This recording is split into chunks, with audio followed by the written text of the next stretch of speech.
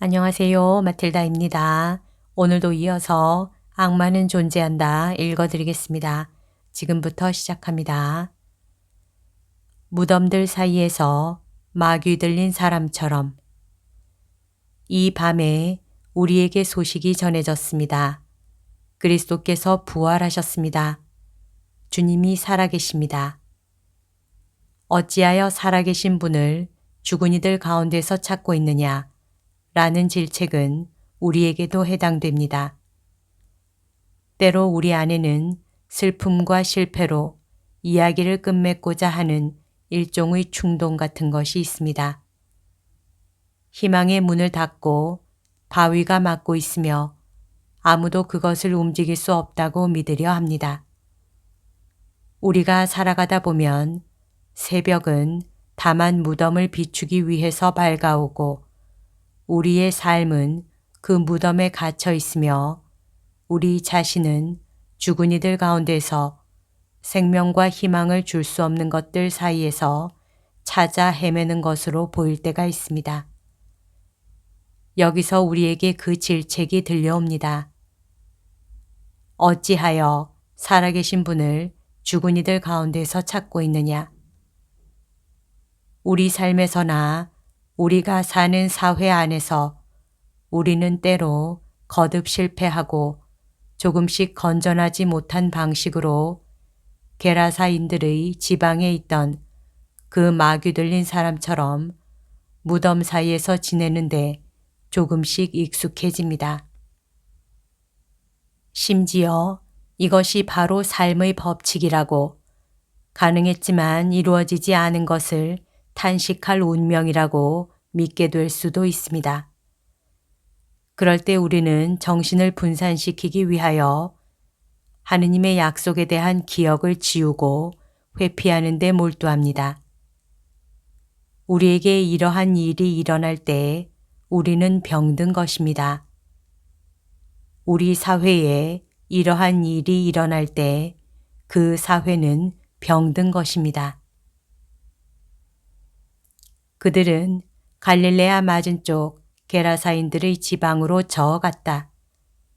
예수님께서 무태 내리시자 마귀 들린 어떤 남자가 고을에서 나와 그분께 마주왔다. 그는 오래 전부터 옷을 입지 않았을 뿐만 아니라 집에 있지 않고 무덤에서 지냈다. 그가 예수님을 보고 고함을 지르고서 그분 앞에 엎드려 큰 소리로 말하였다. 지극히 높으신 하느님의 아들 예수님, 당신께서 저와 무슨 상관이 있습니까? 당신께 청합니다. 저를 괴롭히지 말아 주십시오. 예수님께서 더러운 영에게 그 사람에게서 나가라고 명령하셨기 때문이다. 그 더러운 영이 그를 여러 번 사로잡아 그가 쇠사슬과 족쇄로 묶인 채 감시를 받았지만 그는 그 묶은 것을 끊고 마귀에게 몰려 광야로 나가곤 하였다. 예수님께서 그에게 내 이름이 무엇이냐 하고 물으시자 그가 군대입니다 하고 대답하였다. 그에게 많은 마귀가 들어가 있었기 때문이다. 마귀들은 예수님께 지하로 물러가라는 명령을 내리지 말아달라고 청하였다. 마침 그 산에는 노아 기르는 많은 돼지떼가 있었다. 그래서 마귀들이 예수님께 그 속으로 들어가도록 허락해 달라고 청하였다. 예수님께서 허락하시니 마귀들이 그 사람에게서 나와 돼지들 속으로 들어갔다. 그러자 돼지떼가 호수를 향해 비탈을 내리달려 물에 빠져 죽고 말았다. 돼지를 치던 이들이 그 일을 보고 달아나 그 고을과 여러 촌락에 알렸다. 사람들은 무슨 일이 일어났는지 보려고 나왔다. 그들은 예수님께 와서 마귀들이 떨어져 나간 그 사람이 옷을 입고 제정신으로 예수님 발치에 앉아 있는 것을 보고는 그만 겁이 났다. 그 일을 본 사람들은 마귀 들렸던 이가 어떻게 구원받았는지 알려주었다. 그러자 게라사인들의 지역 주민 전체가 예수님께 자기들에게서 떠나 주십사고 요청하였다. 그들이 큰 두려움에 사로잡혔기 때문이다. 그리하여 예수님께서는 배에 올라 되돌아가셨다. 그때 마귀들이 떨어져 나간 그 남자가 예수님께 같이 있게 해 주십사고 청하였다. 그러나 예수님께서는 그를 돌려보내며 말씀하셨다. 집으로 돌아가 하느님께서 너에게 해 주신 일을 다 이야기해 주어라. 그래서 그는 물러가 예수님께서 자기에게 해 주신 일을 온 고을에 두루 선포하였다. 루카복음 8장 26절에서 39절. 지옥의 거짓된 승리. 그러자 성전 휘장이 위에서 아래까지 두 갈래로 찢어졌다. 땅이 흔들리고 바위들이 갈라졌다. 무덤이 열리고 백인 대장과 또 그와 함께 예수님을 지키던 이들이 지진과 다른 여러 가지 일들을 보고 몹시 두려워하며 참으로 이분은 하느님의 아드님이셨다 하고 말하였다. 마태복음 27장 51절에서 54절. 이렇게 지진이 일어나고 하늘과 땅이 흔들리는 것으로 예수님의 삶이 끝을 맺습니다. 예수님께서는 다시 큰 소리로 외치시고 나서 숨을 거두셨다. 마태복음 27장 50절. 그러고는 시간이 없었으므로 임시로 그분의 장례를 지냅니다. 그 다음에는 안식일의 침묵이 내립니다. 이 침묵은 육신과 영혼을 관통하고 갈라진 마음의 고통스러운 틈새로 들어옵니다. 이제 안식일이 지나고 주간 첫날이 밝아올 무렵 무덤으로 가던 마리아 막달레나와 다른 마리아는 또 한 번의 지진을 겪습니다. 그런데 갑자기 큰 지진이 일어났다. 그리고 주님의 천사가 하늘에서 내려오더니 무덤으로 다가가 돌을 옆으로 굴리고서는 그 위에 앉는 것이었다. 그의 모습은 번개 같고 옷은 눈처럼 희었다. 무덤을 경비하던 자들은 천사를 보고 두려워 떨다가 까무러 쳤다. 마태복음 28장 2절에서 4절. 두 번의 지진, 땅과 하늘과 마음이 두 번 뒤흔들립니다. 두려움과 불안함. 첫 번째 지진은 죽음의 부르짖음을, 고통을 배경으로 승리하는 지옥의 비명을 상기시킵니다. 군인들의 소심한 신앙 고백, 예수님을 사랑하던 이들의 아픔, 영혼 깊은 곳에 감추어진 잔불처럼 시들한 희망이 남아 있습니다. 바로 그 잔불이 인내를 길러주고 안식일이 지나고 주님의 시신에 기름을 바르기 위하여 무덤으로 되돌아가는 사랑의 행위를 하게 합니다. 그때 두 번째 지진이 일어납니다. 그것은 사람들을 두렵게 하는 움직임이지만 개선의 표지입니다. 여자들은 놀라고 천사는 복음의 핵심 문장을 선포합니다. 두려워하지 마라. 마태복음 28장 5절. 두려워하지 마라. 천사는 말씀의 강생을 알리면서 마리아에게 말했습니다. 두려워하지 마라. 루카복음 1장 30절. 예수님은 여러 차례 제자들에게 말씀하셨습니다. 그것은 영혼을 넓혀주는 말씀입니다. 확신을 갖게 하고 희망을 주는 말씀입니다. 그리고 예수님은 무덤 가까이에서 여자들을 만나고 곧 다시 말씀하십니다. 두려워하지 마라. 마태복음 28장 10절. 두려워하지 마라 라는 말씀으로 예수님은 첫 번째 지진의 장면을 무너뜨리십니다. 그 지진은 자신이 승리했다고 여기는 교만의 외침이었습니다.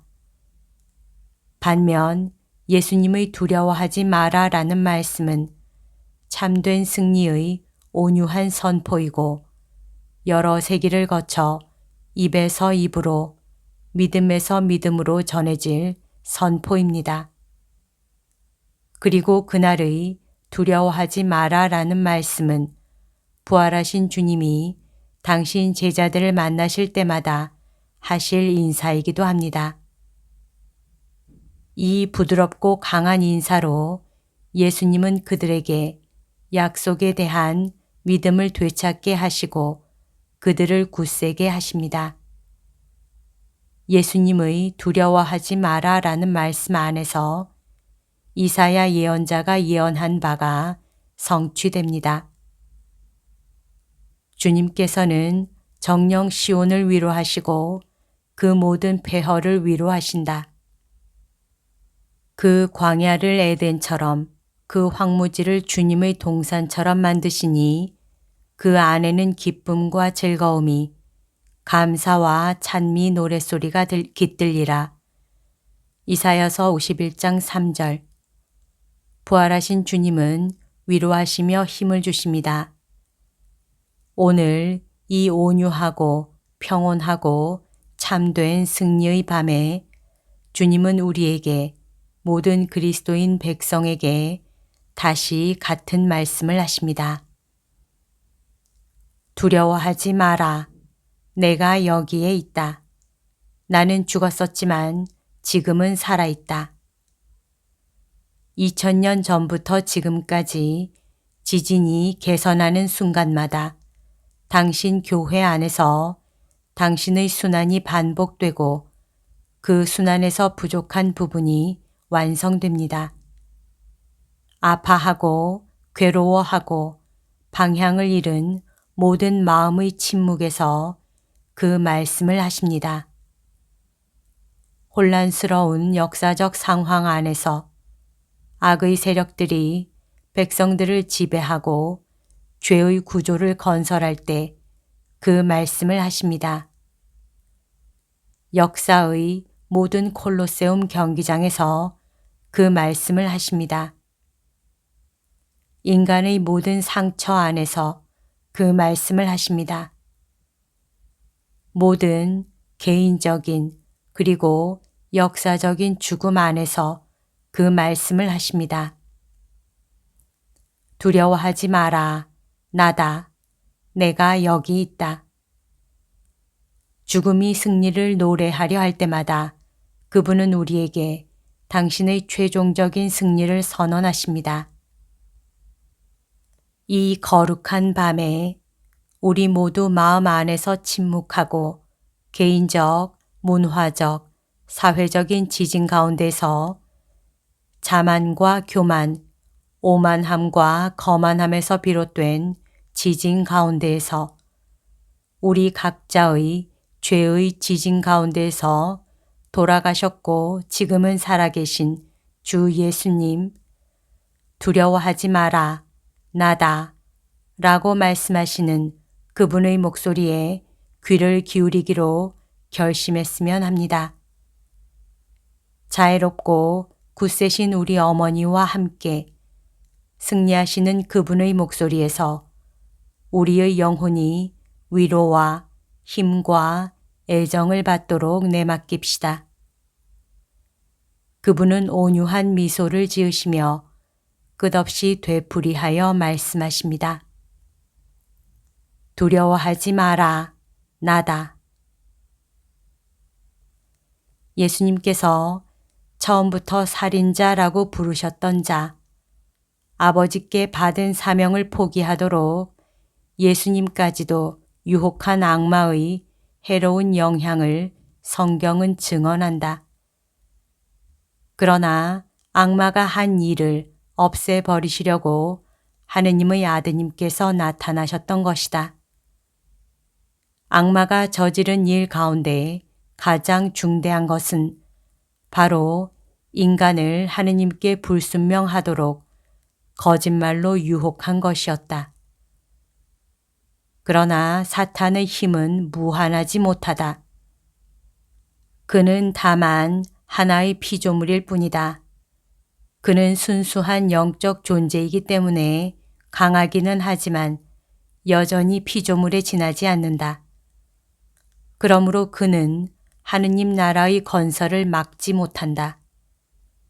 사탄은 하느님을 거슬러 예수 그리스도 안의 하느님 나라를 증오하면서 세상에서 활동한다. 인간과 사회의 영적으로 또 간접적으로는 물질적인 것에까지 막대한 피해를 끼칠 수 있다 하더라도 결국 이러한 활동은 인간과 세계의 역사를 힘차고도 부드럽게 주관하시는 하느님의 섭리가 허락하신 일이다. 이러한 악마의 활동에 대한 하느님의 허락은 하나의 커다란 신비이지만 하느님을 사랑하는 이들에게는 모든 것이 함께 작용하여 선을 이룬다는 것을 우리는 안다. 가톨릭 교회 교리서 394, 395항. 여기까지가 오늘 들려드릴 내용입니다. 오늘도 하느님의 뜻 안에서 서로 사랑하는 하루 보냅시다. 사랑합니다. 축복합니다.